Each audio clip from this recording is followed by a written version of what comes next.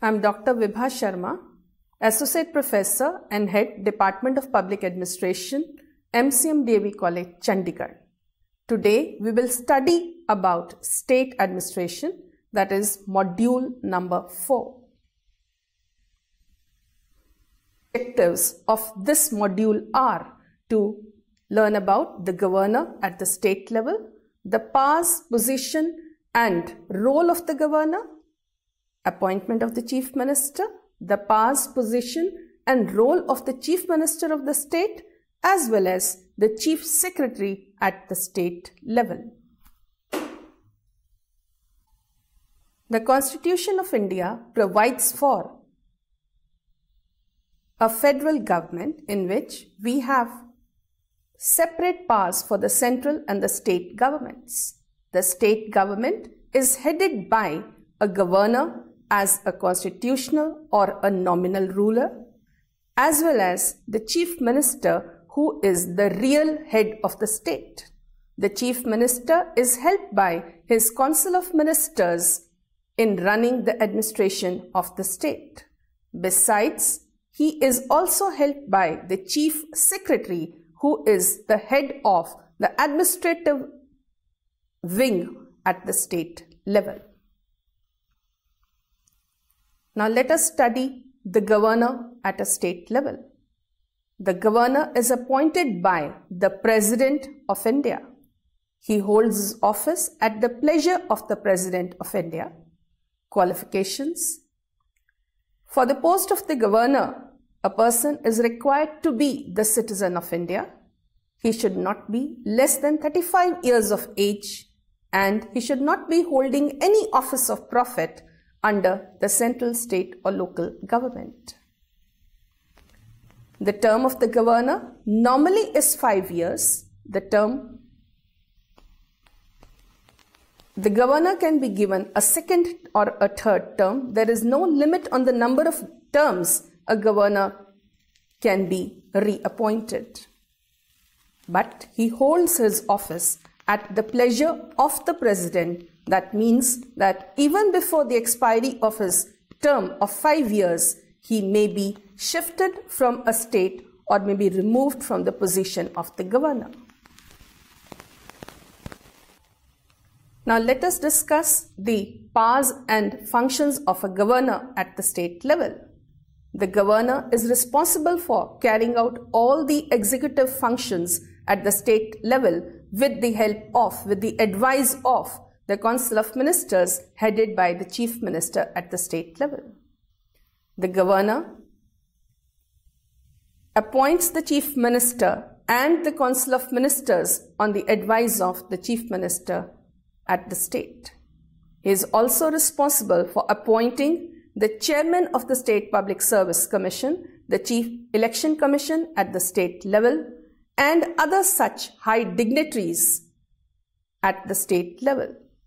He is also responsible for recommending President's rule at the state level if the constitutional machinery of the state fails. The legislative powers of the governor. Now let us discuss the legislative powers.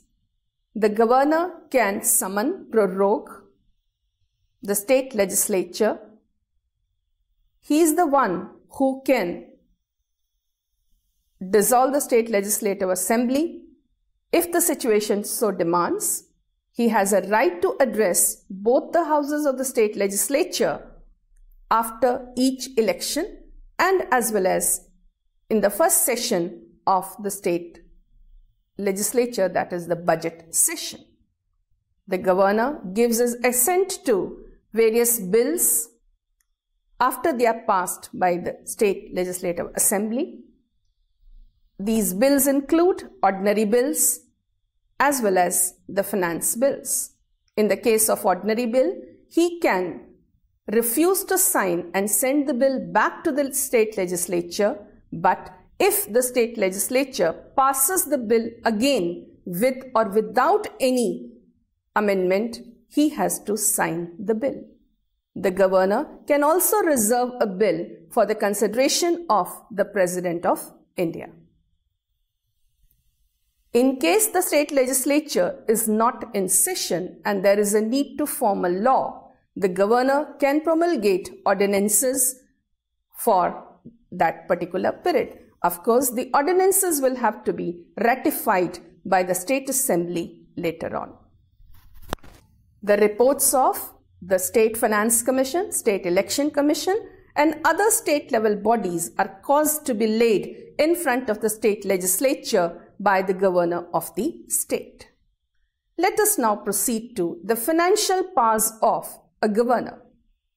The first financial power is causing the budget of the state government to be laid in front of the state legislature. He is also responsible for giving a prior permission for the introduction of a money bill by the state government. No demand for grant can be made by the government without the permission of and the recommendation of the governor at the state level. Besides this, he also constitutes a state finance commission after every 5 years for distribution of taxes and other such resources between the rural local bodies and the urban local bodies with the state government. The governor is also responsible for giving his consent on taking money out of the contingency fund of the state to meet unforeseen circumstances. The judicial powers of the governor include granting of pardons or reducing the sentence of the people who are lodged in jails, but he cannot reduce the death penalty, that is the exclusive purview of the President of India. The governor is consulted on the appointment of the judges to the High Court of a particular state. He also makes appointments, postings and promotions to district judges in consultation with the High Court. Let us now discuss the discretionary powers of the governor. These discretionary powers of the governor tend to be slightly controversial. The governor of a state can appoint a chief minister in case there is no clear-cut majority on the floor of the House. He can also dissolve the state legislative assembly if, in his opinion, the state's constitutional machinery is not functioning well as the state government has lost majority on the floor of the House. Another discretionary power of the governor includes seeking information from the chief minister and other ministers regarding the administrative and legislative matters of the state. In the case of dismissal of Council of Ministers, he has a role to play. And he can also advise the President for proclaiming President's rule under Article 356 at the state level. Another discretionary power of the governor includes a reservation of a bill of the state government for the consideration of the President, and the President has absolute veto power in this case. Conclusions. The governor of a state, as we see, is a nominal head, that is a constitutional head to guide the chief minister and his council of ministers in running the administration of the state. Of course, the governor cannot take a decision on any matter except on the advice of the council of ministers and the chief minister at the state level. Chief minister of a state. The chief minister is the real head at the state level, governor being the nominal head. The chief minister is appointed by the governor at the state level. The governor, while appointing the chief minister, has to invite the leader of the majority party or the majority group to form the government and become the chief minister of the state. The term of the chief minister. The term of the chief minister is 5 years, but he holds his office if he has the confidence of the House. In case he loses the confidence of the House and is unable to run the government, then the governor of the state may dismiss the chief minister of that particular state. Let us now discuss the functions of the chief minister. As soon as the chief minister is appointed, he is asked to form the Council of Ministers. So, the first work of the chief minister is to constitute his ministry. While constituting his ministry, the chief minister of a state keeps in mind the seniority as well as the experience of the people whom he will include in his Council of Ministry. The second work is to distribute portfolios to the ministers he has so appointed.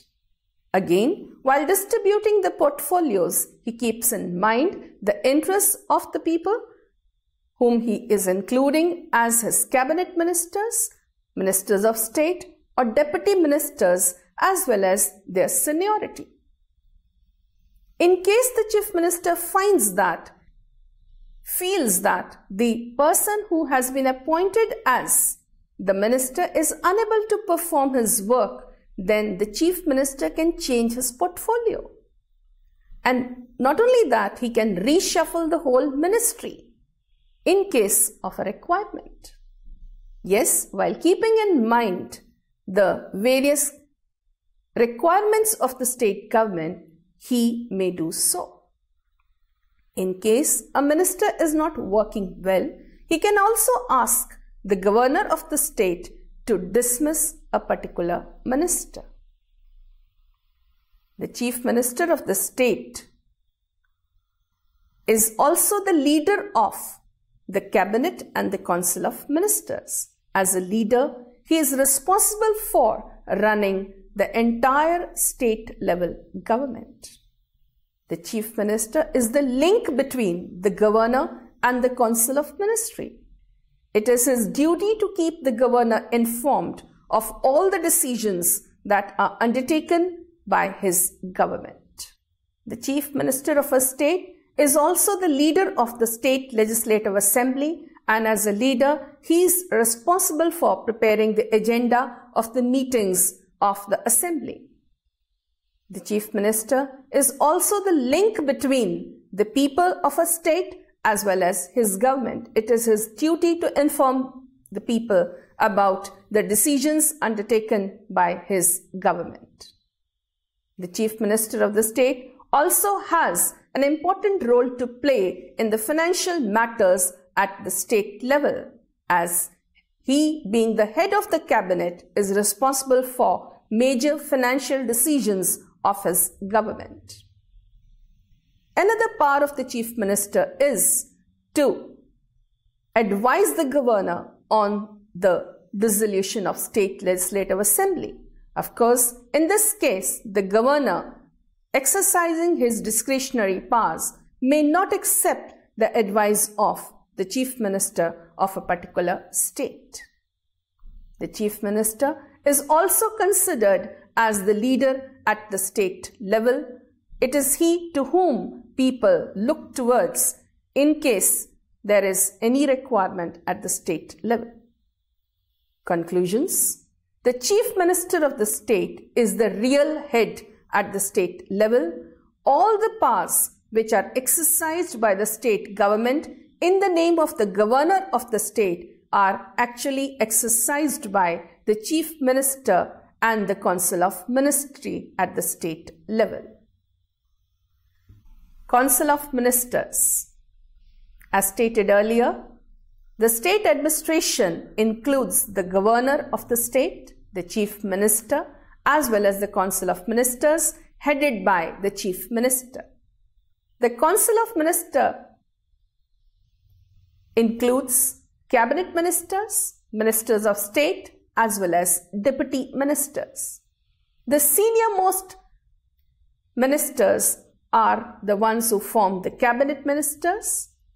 They are assisted by ministers of state, and you have the deputy minister to assist either the cabinet ministers or the ministers of state. The most important portfolios at the state level are handled by the cabinet ministers. The Council of Ministers remain in power under the leadership of the Chief Minister till they have the confidence of the State Legislative Assembly or 5 years. The size of the Council of Ministers. As per the 91st Constitutional Amendment Act, the size of the Council of Ministers cannot exceed 15% of the strength of the House at the state level. So, now we don't have jumbo cabinets, and the cabinets are restricted to 15% of the strength of the House. Cabinet. Cabinet is the most important constituent of the Council of Ministers. As stated earlier, it includes the senior ministers at the state level who are looking after the most important portfolios of the government.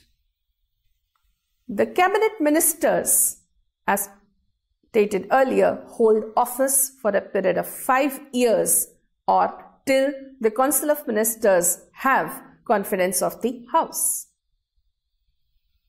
It is a small body consisting of 15 to 18 members who are senior most as well as closest to the Chief Minister of the state. The main functions of the cabinet include policy making. Most of the policies are made by the cabinet ministers, then put in front of the cabinet meetings where they are passed in front of the Chief Minister as well as the other ministers. The administration at the state level is run by the cabinet ministers since they are the ones who are heading most of the important portfolios. Not only this, the cabinet ministers are also responsible for finalizing the budget prepared by the finance minister at the state level. Most of the lawmaking functions, that is the legislative functions at the state level, are also looked after by the Council of Ministers, and in them the cabinet ministers. The cabinet ministers are the ones who bring the bills to form laws in the State Legislative Assembly. Besides this, they also look after in bringing coordination amongst various ministries at the state level. Now let us see what are the principles of the cabinet system. The main principles of the cabinet system include collective responsibility to the State Legislative Assembly. That is, in case the Council of Ministers lose the confidence of the House, the entire Council of Ministers has to resign. So this is collective responsibility. Individually, each cabinet minister as well as the Council of Ministers is responsible for his functioning to the governor at the state level. Another principle of the cabinet system is the principle of intra-cabinet responsibility. If something is decided at the cabinet level, then whatever be the individual opinion of a minister, he has to justify his actions in front of the State Legislative Assembly as well as at other such places. Besides these principles, the cabinet is also following the principle of secrecy, and the cabinet ministers are not allowed to disclose anything to anyone who is unauthorized to have such an information. Technically, as far as possible, the cabinet should be a homogeneous body, but due to the coalition form of government prevalent in the country at these times, we normally see a heterogeneous form of cabinet with its subsequent problems. And the principle is that in the case of the cabinet, the leadership is that of the Chief Minister of the state, who is also the link between the cabinet as well as the governor at the state level. Conclusions. Previously, we studied about the governor of the state, and we said that the governor of the state works on the advice of the Council of Ministers, headed by the Chief Minister. Then we studied the Chief Minister of the state, and now, after studying the Council of Ministers, we come to an understanding that the Council of Ministers, consisting of the Cabinet Ministers, Ministers of State, and Deputy Ministers, are the real executive at the state level under the overall guidance of the Chief Minister of the state. Chief Secretary. The Chief Secretary is the administrative head at the state level. He is an IS officer who is the senior most civil servant at the state level. At this position, the Chief Secretary is appointed by the Chief Minister in consultation with the Public Service Commissions. Since the Chief Minister has a role, at times there are political considerations also while appointing the Chief Secretary at the state level. But his seniority, his merit, and other service conditions, his abilities to perform at that level are taken into consideration by the Chief Minister while appointing a person on the position of the Chief Secretary. The Chief Secretary has an important role to play at the state administration level. He is in charge of all the secretaries in the state secretariat. The Chief Secretary performs the role of the Secretary to the Cabinet at the state level. During the meetings of the Cabinet, he sits close to the Chief Minister and advises the Chief Minister or provides any other information that the Chief Minister or his Council of Ministers require for taking the decisions at the state level. The Chief Secretary, being the senior most civil servant, is also responsible for bringing coordination at the state level amongst all the different ministries at the state level. The Chief Minister is primarily advised in carrying out his activities by the Chief Secretary at the state level. He also advises on matters of other Council of Ministers regarding finance, administration, and other such related matters. The Chief Secretary at the state level also has an important role to play in the personal administration at the state level. He has a role in manpower planning, in guiding the junior officers in performance of their work, in writing their annual confidential reports, in placing them at positions where they can give their utmost. He also has a role in manpower planning at the state level. The Chief Secretary, while performing the role of a coordinator, is in contact with all the secretaries of the ministries at the state level. During periodic meetings at the state secretariat, he tries to coordinate the activities so that the entire Council of Ministers functions in a cohesive manner along with the Chief Minister of the state.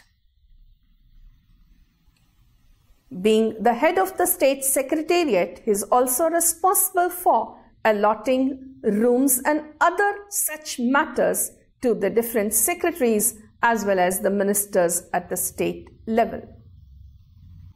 The Chief Secretary has an important role to play in planning at the state level. He is responsible for the 5-year plans earlier and the state level planning in the current times.